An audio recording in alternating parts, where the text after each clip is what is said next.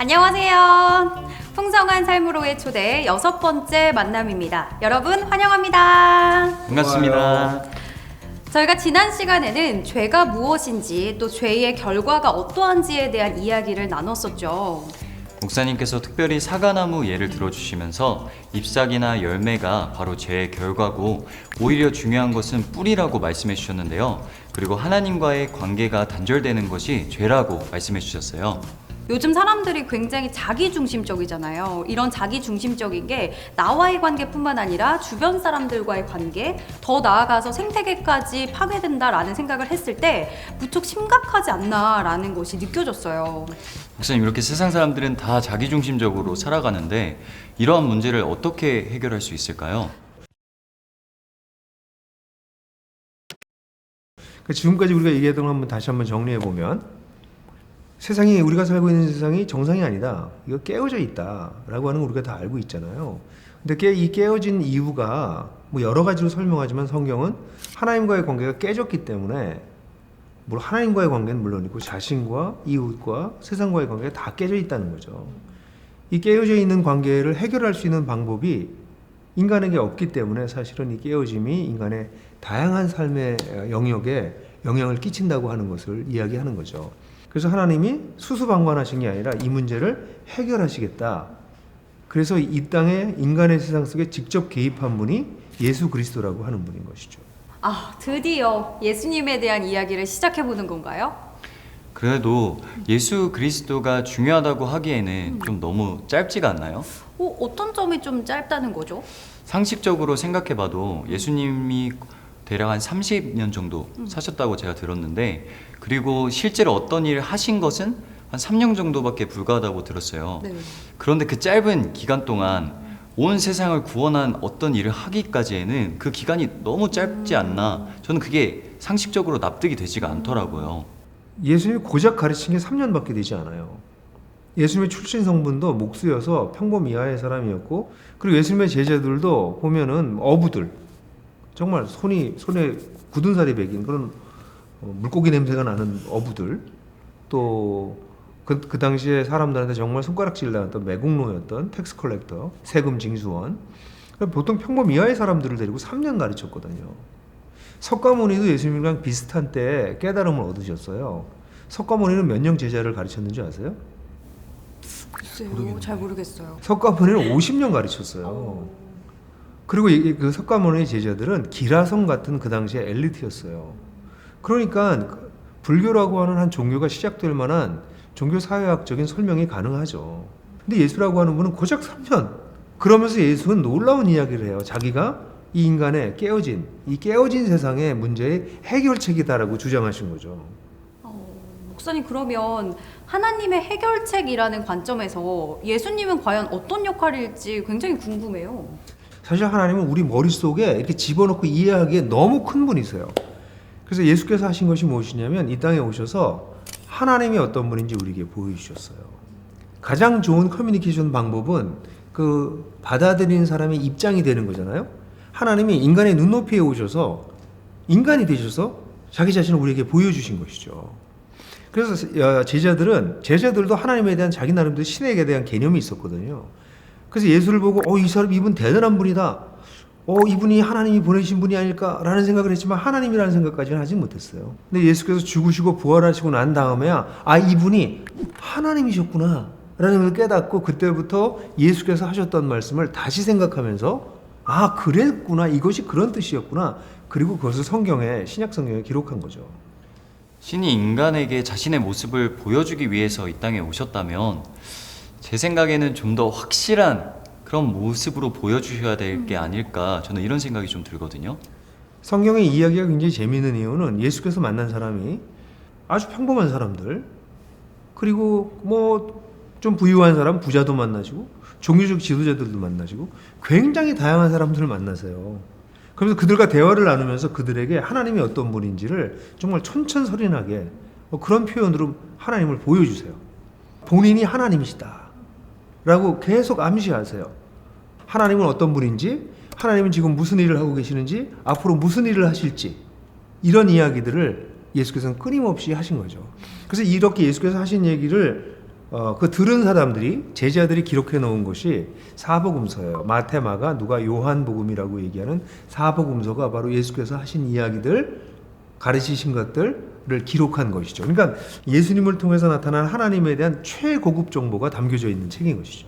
저는 개인적으로 성경을 봐도 그렇고 영화를 봐도 그렇고 그 속에 나온 예수님이 십자가를 짓고 죽으시는 모습을 보면 저는 막 구원자의 모습보다는 되게 무기력하고 나약한 그런 모습으로 느껴지더라고요. 뭔가 세상을 구원한 메시아로서의 한 방이 부족하다. 좀 이런 표현인 것 같은데요. 맞아요. 우리가 생각할 때는 우리를 구원할 존재면 굉장히 힘이 센 어떤 그런 분이셔야 될 것 같잖아요. 근데 사실 예수님은 하나님이시기 때문에 그런 분이세요. 근데 예수님께서 오셔서 이 땅에서 인간을 구원하기 위해서 그 한 방을 보여주신 게 놀랍게 죽으시는 거였어요. 그거 이상하지 않아요? 근데 예수가 왜 죽으시려고 하셨을까요? 그게 바로 우리가 얘기했던 심각한 죄의 문제를 해결하기 위해서였던 거죠. 인간의 우리가 경험하고 있는 모든 깨어짐, 우리의 인간의 공경, 이 심각한 문제의 근원적인 이유가 깨어짐이고 깨어짐의 그 원인이 우리가 죄라는 얘기를 했었잖아요. 이 죄의 문제는 우리가 해결할 수가 없어요. 우리가 잘못한 이 죄의 대가를 누구도 대신 져주질 않아요. 근데 하나님께서 내가 대신 지겠다. 그리고 예수께서 오셔서 그 죄의 대가를 자신이 지시고 우리 개인 그리고 인류의 죄의 대가를 지시고 죽으신 것이죠. 이건 놀라운 얘기긴 해요. 하나님이 인간을 위해서 죽었다. 이게 기독교의 핵심 가르침입니다. 인간을 위해서 하나님께서 대신 죽으셨다는 그 사실이 저한테는 어떻게 보면 신화 같기도 하고 반대로 생각하면 또 너무 지나친 과장이 아닐까 이런 생각이 들어요. 왜냐하면 전지전능하시니까 그냥 다시 새롭게 시작하시면 되지 굳이 하나님께서 우리를 위해 대신 죽기까지 하셔야 될까요? 아니 잘 생각해 보세요. 하나님을 무시하고 나 중심적으로 내 맘대로 살던 사람이 어느 날 그럼 지금부터 당신이 하나님 다시 하시죠 뭐 이렇게 얘기할 수 있을까요? 좀 이해를 돕기 위해서 여러분 학교에서 선생님 말 안 듣고 마음대로 지내던 학생이 뭐 공부도 안 하고 숙제도 안 하고 이러던 학생이 나중에 선생님 취급도 안 하다가 선생님한테 제가 좀 잘못 생각했네요. 선생님 지금부터 선생님 하시죠. 좀 더 심각하게 우리 사회에서도 그렇지만 사회에 여러 가지 문제를 일으키고 고통을 일으켰던 사람들이 있잖아요. 그 사람들이 잊어주세요. 지금부터 잘할게요. 되나요? 안 되죠. 우리는 우리 속에 본능적으로 정의의 개념이 있어요. 잘못한 것에 대한 대가를 지불해야 된다. 그것이 정의죠. 정의로운 하나님께서는 그 대가를 너희가 지불해야 된다라고 말씀하셔야 될 뿐인데 그분이 뭐 어떻게 하신 거냐면 너희가 지불할 수 없으니 내가 대신 지불하겠다.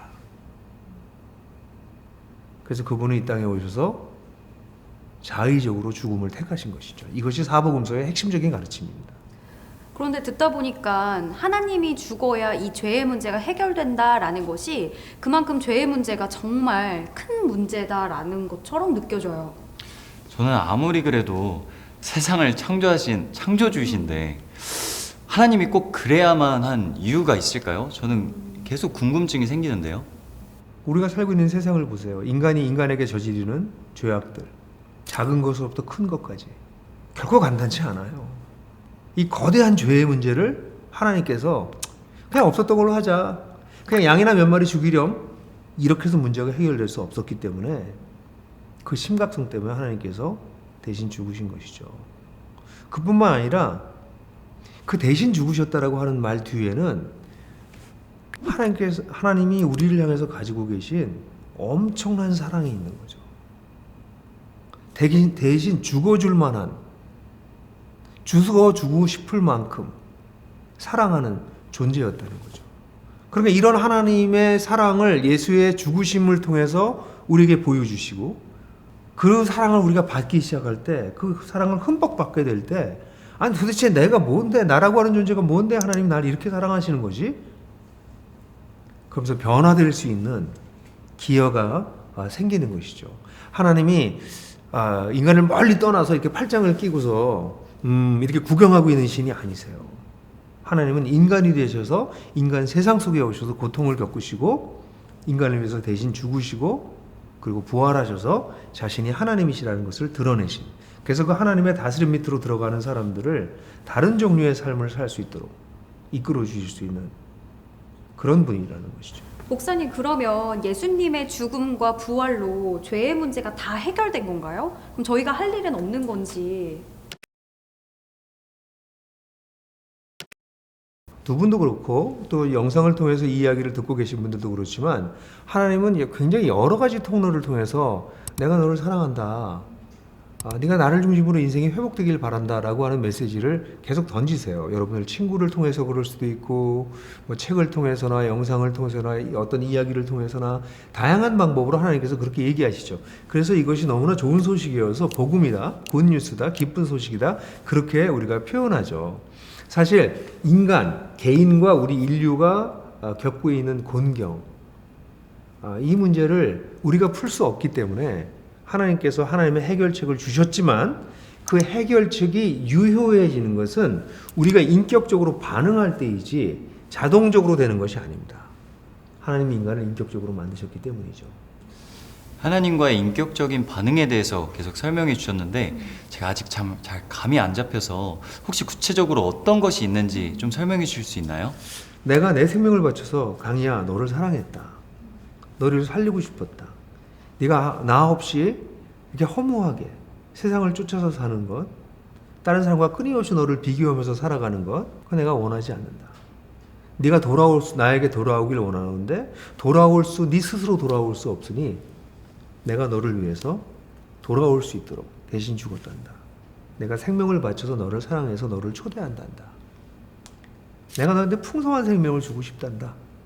그래서 하나님께서 더 이상 너에게 분노하고 너를 심판하는 존재가 아니라 나를 중심으로 해서 인생이 전체적으로 재편성되는 그런 존재로 너를 만들고 싶단다. 목사님, 보통 한 사람의 사랑을 받아들일 때는 기쁜 마음도 있지만 살짝 부담스러운 마음이 같이 들기도 하거든요. 근데 하나님께서는 우리를 죽기까지 사랑한다 이렇게 말씀하시니까 저한테는 기쁨보다는 부담스러움이 조금 더 많은 것 같아요.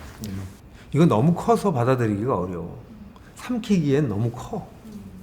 그죠? 이렇게 쉽게 받아들이기에는 이런 질문이 안 던져질 수 없는, 하나님이 날 그렇게 사랑한다고? 아니, 도대체 우리가 지난번에 얘기했던 것처럼 140몇 억 년 전에 세상이 만들어지기 전부터 존재했던 하나님이 지금 나라고 하는 인간은 뭐 수십억 중에 하나밖에 되지 않고 우주를 생각하면 그냥 티끌, 먼지밖에 되지 않는 존재잖아요. 그런 나를 사랑한다고? 이거 정말 받아들이기가 어렵죠. 근데 저는 이 사랑을 받아들이게 됐어요. 이걸 하나님 주신 선물이구나. 내 자격이 없지만 주셨구나. 그걸 받아들이고 나니까 그때부터는 사실은 엄청난 감격이 저한테 있죠. 우리 세희 씨한테도 조금 있을지 모르겠는데 그 사랑이 사실 저를 살게 하죠. 그래서 이 무조건적인 하나님의 사랑, 무한한 하나님의 사랑을 이제 경험하기 시작하면서 이제 내가 딴 사람이랑 비교하지 않아도 돼. 나만의 가치가 있네. 나만의 삶이 있네. 나만이 걸어가야 될 길이 있네. 이런 생각이 들고요. 그래서 점점 절대자 앞에서 살아가는 삶을 살아가게 되는 거죠. 이렇게 살게 되면 당연히 자기가 넉넉해져요. 여유로워지거든요. 그럼 주변의 사람들을 사랑하기 시작하죠. 목사님, 듣다 보니까 하나님이 우리에게 주시고 싶어 했었던 행복의 조건 중에 무조건 사랑이 있었잖아요. 지금 그걸 말씀하시는 것 같은데요. 이 무조건 사랑을 주실 뿐만 아니라 이 무조건 사랑엔 당연히 그럼 이 아프고 깨진 세상에서 이 사랑을 받았다면 너희는 어떻게 살래? 내 사랑을 받고 뭐 죽으면 난 천당 가야 그럼 멋대로 살 거니? 아니면 이 깨진 세상 속에서 너의 삶의 의미를 가지고 어떻게 살아볼래? 그래서 사실은 이 사랑을 받아들이면요, 모든 사람이 사람으로부터 사랑을 받아도 그렇지만 새로운 용기가 생기고요, 동기가 솟아올라요. 근데 이제 하나님을 알게 되면 하나님이 나를 이렇게 태어나게 하시고 이렇게 독특한 환경에서 자라나게 하셨다면 이런 나를 통해서 이 세상을 회복하시는, 저는 그걸 온 세상 회복 프로젝트라고 부르거든요. 온 세상 회복 프로젝트에 나를 어떻게 쓰실까? 그러면 나의 삶의 목적, 의미를 찾기 시작하게 되는 거죠. 제가 처음에 이 이야기를 여러분들하고 시작할 때 인생이라고 하는 게 일종의 여행이라고 했잖아요. 삶의 의미를 찾아가는 여행인데 그 중에서 가장 중요한 의미의 그 핵심이 될 수 있는 하나님을 찾게 된다면 그 하나님의 사랑을 만나게 되죠. 누구도 보여주지 않았던 무조건적인 사랑. 그 사랑을 누리기 시작하면 내가 점점 확장되는 것을 경험하게 되고 그것이 세상에까지 관심이 넓어져서 나의 인생의 목적은 무엇일까? 세상을 위해서 난 무엇을 하다 죽을까? 이런 삶의 의미를 찾게 되고요. 그러면서 점점 하나님과 더불어서 사람들을 사랑하고 세상을 살아가는 삶의 방식을 살기 시작하는 거죠. 그것이 인생의 어떤 면에서 아름다운 꽤 긴 우리의 여행이 되는 거죠. 전 이것을 세상에서 가장 아름다운 여행이라고 불러요. 목사님, 그러면 하나님이 인간과 그런 인격적인 반응을 한다는 것이 나는 하나님이 계신다는 걸 믿어요. 나는 하나님을 사랑해요. 뭐 이렇게 말을 하는 건가요? 제 주변에 뭐 이렇게 말을 하는 사람이 있어야 제가 알 텐데 제 주변엔 그런 사람이 없거든요. 첫 번째, 하나님 앞에서 내가 당신을 무시했습니다. 당신이 없는 인생을 살았습니다. 내 인생의 혼란과 허무와 이 깨어지기 시작하는 것은 당신이 없어서 그런 것이었군요. 라고 정직하게 인정하는 것이 첫 번째 중요합니다. 두 번째는 그것을 인정했다면 두 번째로 돌아서는 거죠. 나 이제부터는 하나님께로 돌아서서 하나님이 중심이 된 삶을 살아보겠습니다. 뭘 다르게 표현하면 하나님의 다스림 아래에서 살아가겠습니다. 라고 하는 건데 이거를 성경적인 언어로는 회개라고 그래요. 회개를 사람들이 눈물을 흘리고 눈물 짜고 이러면서 후회하는 거라고 생각하는데 그게 아니고요. 회개의 핵심은요. 돌아서서 방향을 전환하는 것입니다. 지금까지 하나님 없이 살았던 삶이 이제는 하나님 중심의 삶으로 돌아서겠습니다라고 결단하는 것이 회개인 거죠. 그게 두 번째예요. 그래서 세 번째에서는 이제 하나님의 다스림 아래에서 살아가겠습니다. 당신이 주인인 삶을 살아가겠습니다. 이제 제 마음속에 오셔서 저희 주인이 되어주시고 제 인생을 이끌어 주십시오. 이렇게 예수님을 영접하는 것이죠. 정리하자면 제가 돌아서서 결단을 하고 내가 내 삶의 주인이 아니라 하나님이 내 삶의 주인이다 라고 먼저 인정을 한 후에 그 하나님 나라의 다스림을 같이 경험할 수 있다는 그 말씀이신 거죠? 아주 정확하게 정리하셨어요. 근데 아주 중요한 건 우리가 돌아서서 결단해서 하나님의 다스림 밑에 들어가서 새로운 삶을 살 수 있는 근거가 사실은 내가 결단해서가 아니라 하나님이 나를 위해서 대신 돌아가셨기 때문에 그런 결단을 내릴 수 있는 자격이 주어졌다는 것을 깨닫는 것이죠. 그래서 사실 이렇게 정말 결단하면 그 다음에 어떤 일이 벌어지냐면 하나님의 영이 그걸 성령님이라고 그러는데요. 성령님께서 우리 가운데 오세요. 하나님께서 그렇게 약속을 하셨어요. 그럼 이제부터는 너 가운데 내가 거하겠다. 그러니까 너를 인도하겠다. 너를 보호해 주겠다. 내가 누군지 알려주겠다. 내가 지금 하고 있는 일이 어떤 건지 보여주겠다. 그래서 그 하나님께서 지금부터 우리를 이끌어가기 시작하시는 거죠. 그래서 하나님과 함께 다른 종류의 삶을 살기 시작하는 거예요. 다른 종류의 삶이 시작되는 것을 도와주는 분이 바로 성령님이신 거죠. 저는 하나님, 예수님까지는 알고 있었는데 제가 모르는 성령님도 계셨군요. 맞아요. 성령님이 우리한테 중요한 이유는요. 사람들이 오해해요. 기독교는 죽어서 천국 가는 종교라고 생각하는데 그게 틀린 말은 아닌데요. 그건 마지막에 일어나는 일이고 사실은 살아서 하나님 중심으로 살다가 그래서 하나님과 동행하다가 하나님과 아름다운 여행을 가다가 그러다 그분 품에 안기게 되는 것. 그래서 성령님이 굉장히 중요하죠. 우리가 하나님과 동행할 때 우리를 도우시는 분이시기 때문에. 네. 핵심적인 이야기를 다 들었는데요. 두 분의 반응은, 마음의 반응은 어떤가요? 저는 기독교가 세상과 제 인생을 설명할 수는 있겠다라는 생각이 드는데요. 아직은 예수님이나 하나님을 제 마음속에 어떻게 생각하고 받아들여야 될지가 아직은 조금 혼란스러운 것 같아요. 저는 조금 마음에 기쁨이 있기도 하면서 한편으로는 그동안 하나님이 정말 내 안의 중심이었나? 라는 질문을 스스로에게 던져보게 되는 것 같아요. 맞아요. 이런 아주 어마무시한 얘기예요. 사실은 하나님이 우리 인간을 향해서 무슨 일을 하셨냐 하는 얘기가 인간이 만들어낼 수 있는 거대 담론이라고 그러잖아요. 이 거대 담론, 인간이 가지고 있는 이야기 중에서 좀 가장 큰 이야기일 거예요. 이런 이야기를 듣고 난 다음에 사람들이 보일 수 있는 반응은 5가지 정도가 될 수 있어요. 첫 번째는요, 기뻐하는 거예요. 이미 이야기를 알고 있어요. 들었어요. 하나님이 자기의 주인이세요. 그러면 이런 얘기를 들으면 그거 다 아는 얘기야 또 들어? 이러지 않아요. 자기가 생명을 얻었고 삶의 의미를 얻었고 무조건적인 사랑을 받았던 이야기이기 때문에 이 이야기를 들으면 다시 너무 기뻐하는 거죠. 내가 부족하지만 다시 드는 걸 기뻐하는 첫 번째 반응 rejoice라고 말할 수 있어요. 두 번째는요. 그 기쁨을 과거에 경험한 적이 있어요. 그래서 하나님을 좀 따라갔어요. 그러다가 또 세상이 보이니까 약간 마음이 흔들려서 세상으로 또 다시 견나가서 하나님이 주인이 아닌 상태로 다시 돌아가. 이건 물론 자주 있는 일인데 이거 심각하게 약간 바깥으로 빠진 거죠. 그랬다가 어느 순간에 잘못 살았구나. 그래서 다시 이야기를 듣고선 recommit 하는 경우가 있어요. 재헌신한다고 그러거든요. 그래서 나는 옛날에 하나님을 따르다가 이 길을 놓쳤구나. 내가 왜 그랬을까? 하나님 죄송해요. 당신께 다시 돌아갑니다. 라고 하는 것이 리커밋이라고 말할 수 있죠. 세 번째는 예수님을 처음으로 영접하는 것이에요.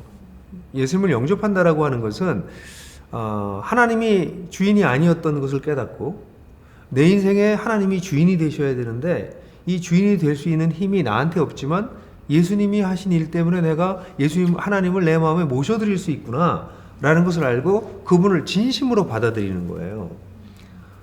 교회를 다니는 것과 이거는 좀 다른 것이에요. 교회를 오래 다녔던 분들도 진심으로 이렇게 기도해 본 적이 한 번도 없는, 그래서 사실은 교회를 다니지만 여전히 자기가 주인인 이런 사람들이 사실은 적지 않거든요. 그래서 이 영접이라고 하는 것은 진실하게 내가 하나님이 내 주인이 아니셨다. 이제부터는 하나님이 내 주인이 되셨으면 좋겠다. 그래서 당신이 나의 주인이 되시고 지금부터 내가 주인 행사하지 않고 세상과 사회와 문화와 내 인생의 주인이신 당신을 배우고 닮아가고 당신의 뜻을 따라서 세상을 변화시키는 당신의 일에 참여해 보겠습니다. 라고 결단하는 것이죠. 저는 그동안 기독교가 말하는 영접이라는 말의 의미에 대해서 잘 이해가 어려웠었는데요. 오늘 말씀을 듣고 보니까 하나님을 내 삶의 주인으로 모시고 예수님을 믿고 내 마음속에 받아들인다는 그 고백이 바로 영접한다는 그 의미가 맞았군요. 네, 근데 이게 중요한 게요. 영접한다고 해서 사람들이 오해하는 게 영접 기도를 한 게 영접이라고 생각해요. 그렇게 기도만 한번 해주면 영접하는 건 줄 아는데 그거는 아니에요. 영접한다는 건 진짜 받아들이는 거예요. 그래서 우리가 그 모태신앙인 분들이 사실은 자기가 한 번도 의식적으로 하나님을 자기 주인으로 받아들인 적이 없어요. 그러니까 어릴 때부터 십자가 물고 태어났다고 그랬죠? 네네. 그러니까 어릴 때부터 하나님 이러고 살아가지고 근데 사실은 하나님이 주인이 아니에요. 자기가 주인인 거죠. 근데 이런 사람들이 이런 이야기를 들으면 진지하게 나는 교회를 다녔지만 하나님이 내 주인이 아니셨구나. 그리고 하나님을 영접하셔야 됩니다. 하나님을 영접한 사람들한테 무엇이 주어진다고 그랬죠? 누가 주어진다고 그랬죠? 성령. 성령님이 주시잖아요. 그래서 영접한 사람들은 자기 속에 들어오셔서 새롭게 일하시는 성령님과 함께 인생을 살아가는 다른 종류의 인생이 시작되는 것이죠. 그게 영접인 것이죠. 목사님, 그런데 뭔가 결정을 하고 싶어도 아직은 확신이 없어서 조금은 더 고민이 필요할 수도 있잖아요. 아니면 확신이 들기까지 뭔가 공부가 더 필요한 것 같기도 하고요. 맞아요. 이거는 덜컥 받아들이기에는 너무 큰일이에요. 그래서 적지 않은 사람들이 이런 생각을 정말 깊이 안 해봤던 분들은 이런 얘기를 듣고 난 다음에 이건 정말 생각해 봐야 되겠다. 그래서 리서치를 택하는 분들이 있어요. 탐구를 더 해봐야 되겠다. 도대체 예수란 분이 정말 누구냐. 이런 것부터 시작해서 저는 이런 질문을 던지는 분들 굉장히 귀하다고 생각해요. 까짓 거 믿어주죠 이렇게 돼서는 하나님을 도무지 하나님을 따라갈 수 없고요. 이거 나 진지하게 고민해봐야 되겠다 하고 질문하는 분들이 계신데 그런 분들을 하나님은 정말 사랑하십니다. 그런데요, 이렇게 리서치를 택할 때 일부의 사람들은 이것도 심각한 거 안 하고 싶어. 그래서 이렇게 미루는 분들이 있거든요. 진리에 이렇게 직면할 때는 진실함과 또한 용기가 필요하거든요. 그래서 그런 용기를 가지고 지금까지 들은 내용을 가지고 어떤 결단을 내리는 것은 굉장히 중요해요. 사실 어떤 분들은 내가 과연 끝까지 잘 살아낼 수 있을까? 이런 생각을 하는 사람들도 있고요. 내가 아직 더 많이 배워야 될 텐데 난 성경을 아직 읽어보지도 못했어요. 성경을 다 읽으려면 1년이 넘게 걸려요. 그러니까 그런 게 중요한 게 아니고요. 지금까지 우리가 얘기했던 아주 중요한 얘기가 사실은 핵심이기 때문에 이 내용이 정말 나를 설명해 주는 거라면 이걸 받아들이는 것이 필요한데 이런 핑계를 대시는 분들은 대부분 시간이 지나고 난 다음에 결국 이 탐구의 줄을 놓쳐버려서 결국은 그 하나님을 받아들이지 않은 거랑 거의 똑같은 상태가 되어버리는 경우도 적지 않죠. 저도 뭔가 계속 고민이 되는데요. 그런데 이런 장황한 모든 설명을 다 듣고도 이를 믿지 않을 수도 있잖아요. 그런 사람들이 실제로 존재하기도 하고요. 그럼요. 하나님이 인격적 존재라고 그랬잖아요. 인격은 거부할 수 있어요. 사랑은 강요할 수 없습니다. 사랑은 받아줘야 사랑이지. 선물은 줄 수 있지만 안 받을 수 있습니다. 그래서 하나님의 사랑도 거절할 수 있어요. 그렇지만 거절하는 것에 대한 책임은 자신이 져야죠. 하나님이 없다고 생각하고 살았기 때문에 죽은 다음에 하나님 없는 세상으로 가는 것은 너무나 당연한 결과인 것이죠. 결국 우리의 선택은, 이 중대한 선택은 우리의 현재의 삶뿐만 아니라 죽음 이후의 삶도 결정하게 되는 거죠. 하나님의 사랑을 거절할 수 있다는 내용을 들으니까 뭔가 마음속에 묵직한 뭔가가 마음의 느낌이 드는 것 같아요. 저도 그 묵직함이 그 결과에 대한 책임도 결국에는 내가 져야 된다라는 부분에서 저는 더 크게 묵직해지는 것 같아요. 저는 이 이야기를 이 6강까지 정도 이 긴 이야기들을 들으신 분들이라면 정말 하나님이 어떤 분이신지, 여러분들에게 뭘 원하시는지에 대해서 들으셨을 거라고 생각하는데, 하나님의 사랑을 여러분들 가운데 거절하는 분이 한 분도 안 계시게 되기를 간절히 바라요. 다시 한번 우리 인생에, 우리 개인의, 우리 사회의 공경을 한번 생각해 보시고 하나님의 이 해결 방법에 대해서 진지하게 고민하셨으면 하는 바람이 간절히 있습니다. 네, 그럼 목사님 지금까지 말씀해 주셨던 내용이 기독교의 기본 진리라는 말씀이신 거죠? 맞아요. 제가 여러 번 반복하지만 기독교의 진리는 simple and profound예요. 굉장히 심오한데 단순하거든요. 그래서 제가 이렇게 단순하게 정리할 때마다 마음이 좀 걸려요. 이렇게 쉬운 거 아닌데. 그렇지만 적어도 심플하게 네 가지로 요약할 수 있습니다. 첫 번째, 하나님이 나와 세상과 우주와 존재하는 모든 것을 만드신 주인이시다. 이게 첫 번째입니다. 근데 두 번째는 이 하나님을 나와 세상의 중심에서 몰아내고 우리 인간이 중심이 된 것. 그래서 결국은 세상이 깨어짐, 온갖 고통이 존재할 수밖에 없는 것이 문제이고 그것이 바로 죄다. 그게 성경에서 얘기하는 죄다. 이게 두 번째입니다. 세 번째는 이 문제를, 이 깨어짐의 문제를 인간이 해결할 수 없기 때문에 하나님께서 직접 오셔서 이 죄의 대가를 대신 지불하셨다. 그래서 우리로 하여금 하나님께 돌아갈 수 있는 길을 열어주셨다. 이게 세 번째입니다. 네 번째는 나는 부족하지만, 난 여전히 하나님을 잘 모르지만, 자신도 없지만 내가 하나님의 이 사랑을 받아들여서 하나님이 주인이 된 삶을 살겠습니다라고 인격적으로 결단하는 것. 그래서 그분의 다스림 안에 들어가서 그분을 중심으로 인생이 재편성되는 거죠.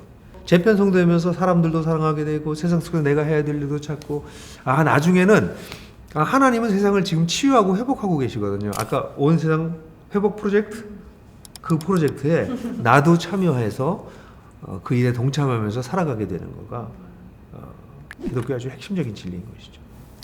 저는 목사님께서 말씀해 주셨던 그 5가지 반응 중에 하나를 꼽자면 저는 재헌신인 것 같아요. 그래서 하나님의 사랑을 다시 한번 기억해보고 하나님 중심으로 살고 싶다라는 생각이 드는 것 같거든요. 저는 솔직히 아직까지도 마음이 복잡한데요. 지금 솔직하게 제 생각은 아직은 조금 더 고민하고 생각해보고 결정하고 싶다입니다. 이것은 탐구 리서치 맞나요? 맞아요. 저는 이 리서치하는 분들을 굉장히 존중하고 또 이런 분들 곁에서 같이 걸어갈 때 말할 수 없는 어떤 기쁨도 있어요. 왜냐하면 이분들은 정말 진실하게 고민하기 시작한 거예요. 그 고민 아주 존중하고요. 여러분들도 지금까지 아주 중요한 이야기를 다 들으셨거든요. 하나님이 여러분들을 사랑하신다고, 여러분들과 함께 세상, 이 깨진 세상을 회복하고 싶으시다고. 그러니까 여러분들 초청하시는 거거든요. 정말 풍성한 삶으로 초청하시는 거거든요. 이 두 분도 사실 반응이 좀 다르셨지만 여러분들의 반응도 굉장히 궁금해요. 여러분들 어떤 반응을 하고 계십니까? 그 반응에 따라서 제가 마지막으로 여러분들에게 조언을 드릴 영상을 보내드릴 거예요. 여러분 진실하게 용기 있게 반응해 보셨으면 좋겠다는 생각이 듭니다. 네, 이렇게 6번째 영상을 마쳤습니다. 우리가 기독교의 기본 진리에 대한 이야기를 나눴는데요. 함께하고 계신 분들은 어떻게 느끼셨는지 무척 궁금한데요. 함께하는 분들과 진솔한 이야기 나누셨으면 좋겠습니다. 특별히 국군 장병들에게 목사님 한 말씀 부탁드릴게요. 국군 장병 여러분, 사실 제 첫 아들은 제대한 지가 한 1년이 조금 넘었고요. 제 세 번째 아들이 아니라 셋째 아들은 지금 군 복무 중이에요. 그래서 여러분들을 향한 마음이 제가 좀 애틋합니다. 근데 사실 여러분, 군을 복무한다는 것 자체가 이 세상이 깨어져 있다는 것을 보여주는 것입니다. 지금까지 쭉 살아오다가 갑자기 뚝 끊어지는 세월이잖아요. 이 기간 동안 여러분들께서 인생을 좀 멈추고 지금까지 살아온 것을 생각하시고 앞으로 살아갈 걸 생각하면서 만약 여러분들이 하나님을 찾으실 수 있다면 군생활은 어쩌면 여러분 후에 나에게 군생활은 너무 소중했다 라고 이야기하실 수 있게 될지도 몰라요. 군을 제대할 때 혹시 군에 들어올 때는 하나님을 모르고 들어왔지만 군을 제대할 때는 하나님과 함께 제대하시는 분이 계셨으면, 군에 들어올 때는 하나님에 대해서 모호했지만 이제는 하나님과 동행하면서 제대했으면, 그런 바람이 듭니다. 국군 장병 여러분, 목사님 말씀해 주신 것처럼 여러분의 군 생활이 조금 더 의미 있고 가치 있고 풍성한 시간들로 가득 채워지길 소망합니다. 지금까지 풍성한 삶으로의 초대였습니다.